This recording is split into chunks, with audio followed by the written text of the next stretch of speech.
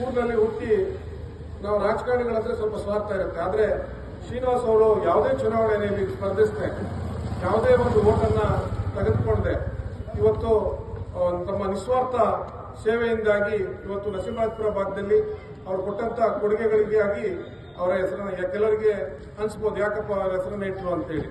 ಅವರ ಹೆಸರನ್ನ ಯಾಕೆ ಇಡಬೇಕು ಅಂತ ಹೇಳಿದ್ರೆ ಈ ಭಾಗ ಕಳೆದ ಕೆಲವು ವರ್ಷಗಳಿಂದ ಈ ಭಾಗ ಬಹಳ ಒಂದು ತನ್ನ ಅಸ್ತಿತ್ವವನ್ನೇ ಕಳೆದುಕೊಳ್ಳುವಂತ ಬಂದಂತ ಸಂದರ್ಭದಲ್ಲಿ ಇವತ್ತು ಈ ಭಾಗಕ್ಕೆ ಅದು ಕೋಟೆ ಆಂಜನೇಯ ಸ್ವಾಮಿ ದೇವಸ್ಥಾನದಿಂದ ಹಿಡಿದು ಕೋಟೆ ಮಾಲಿಕಾಂಬ ದೇವಸ್ಥಾನ, ಆಂಜನೇಯ ಸಮುದಾಯ ಭವನ, ಹಯಾತ್ ಶಾವಲಿ ದರ್ಗಾ, ಬೋರಿಗಲ್ಲಿ ದರ್ಗಾ, ಅದೇ ಅಲ್ಲೂರು ಮಸೀದಿಗೆ ಕಳೆದ ಕೆಲವು ತಿಂಗಳಿಂದಲೇ 10 ಲಕ್ಷ ಅನುದಾನವನ್ನು ಕೊಡಿಸಿದ್ದಾರೆ. ಅದೇ ತರ ಇಲ್ಲಿ ಮುತ್ತು ಮಾರಿಯಮ್ಮ ದೇವಸ್ಥಾನ, ಈಗ ಈ ಭಾಗದ ಒಂದು ಏನು ನವ ಈ ಟಿಬಿ ವೃತ್ತ ಅಂತ ಏನು ಕರೀತಿದ್ರು, ಪ್ರವಾಸಿ ಮಂದಿರ ವೃತ್ತ, ಅದರ ನವ ನಿರ್ಮಾತೃ ಎಂ ಶ್ರೀನಿವಾಸ್ ಅವರು ಹೇಳಿದಂತ ಯಾವುದೇ ರೀತಿಯ ಕೆಲಸ ಅಪೂರ್ಣವಾಗಿ ನಿಲ್ಲಲ್ಲ.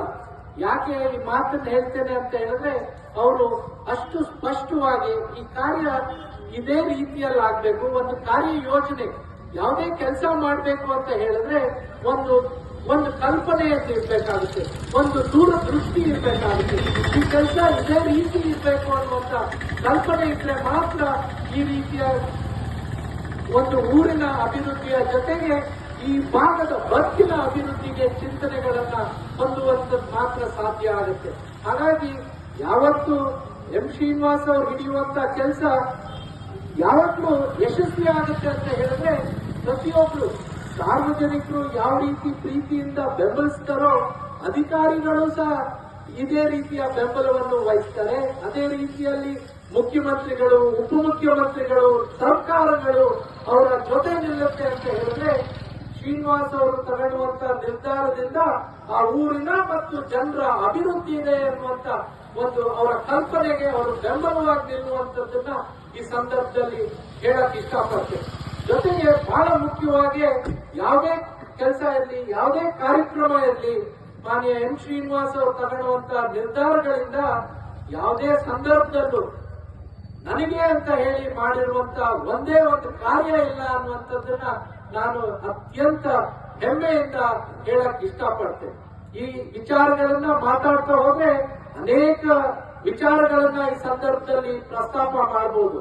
ಈ ಊರಿನ ಅಭಿವೃದ್ಧಿಯ ಜೊತೆಯಲ್ಲಿ ಅನೇಕ ಭಾಗದ ಈ ತಾಲೂಕಿನ ಅಭಿವೃದ್ಧಿ, ಕ್ಷೇತ್ರದ ಅಭಿವೃದ್ಧಿ, ಕುಡಿಯೋ ನೀರಿನ ಬಗ್ಗೆ ಇರುವಂತಹ ಕಲ್ಪನೆ, ಇದ್ರ ಮುಖಾಂತರ ರೈತರಿಗೆ ಆಗಬೇಕಾಗಿರುವಂತಹ ವಿಚಾರಗಳು, ಈ ಭಾಗದ ಕಾರ್ಮಿಕರಿಗೆ ಸಲ್ಲಬೇಕಾಗಿರುವಂತಹ ಸವಲತ್ತುಗಳು, ಈ ಊರು, ಈ ನಾಡು, ಈ ದೇಶ ಸಂಕಷ್ಟದಲ್ಲಿದೆ ಅನ್ನುವಂತಹ ಸಂದರ್ಭದಲ್ಲಿ, ಕೋವಿಡ್ನ ಸಂದರ್ಭದಲ್ಲಿ ಇಡೀ ಊರಿಗೆ ನೆರವಾಗುವಂತಹ ಕಾರ್ಯಕ್ರಮಗಳು, ಇನ್ನು ಹೇಳ್ತಾ ಹೋದ್ರೆ ಅನೇಕ ಈ ರೀತಿಯ ವಿಚಾರಗಳನ್ನ 10 ವಿಚಾರಗಳನ್ನ ಇನ್ನೂ ಪ್ರಸ್ತಾಪ ಮಾಡಬಹುದು.